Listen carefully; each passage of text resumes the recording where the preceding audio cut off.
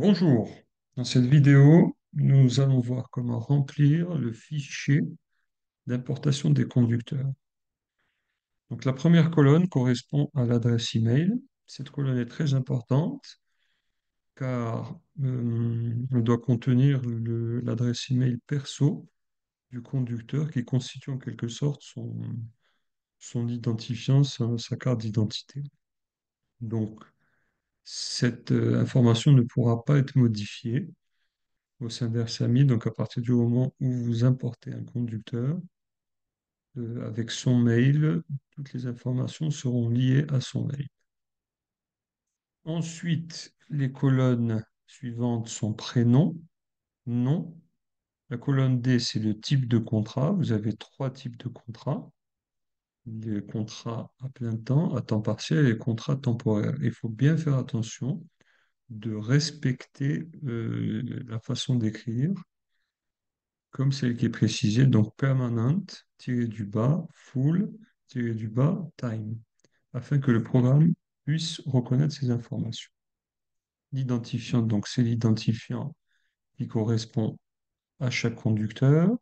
Le numéro de l'employé, le document d'identité, numéro de sécurité sociale ne sont pas des champs obligatoires, donc vous n'êtes pas obligé de les renseigner.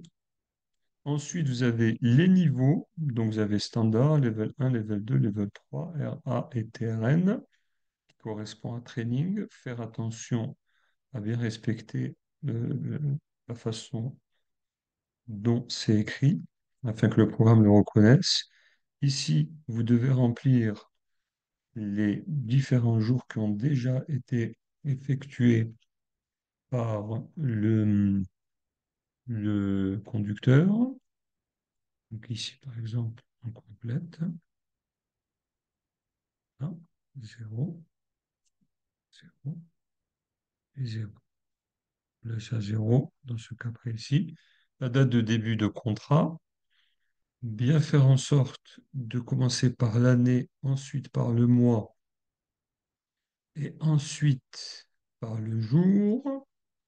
La date de fin de contrat, on laissera une date par défaut de 2050 qui pourra être bien sûr modifiée à tout moment.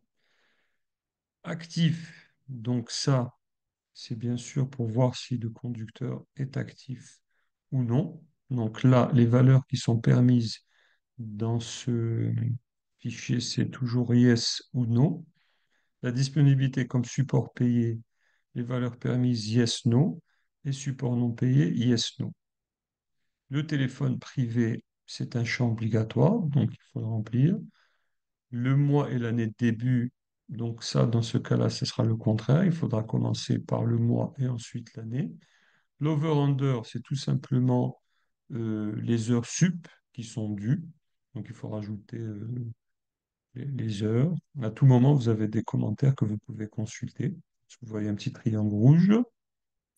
Et les dernières cases à remplir, les derniers champs à remplir sont les heures travaillées durant le mois d'importation. Ça veut dire bien sûr si des heures ont déjà été faites par le conducteur, le programme doit en tenir compte.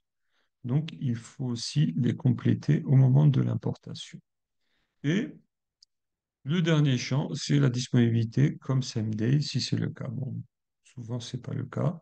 Donc, il faut quand même toujours remplir les cases, hein. Quand vous avez des cases qui sont, des champs qui sont bleus, les remplir quand même. Donc, mettre no partout et le programme en tiendra compte lors de l'importation.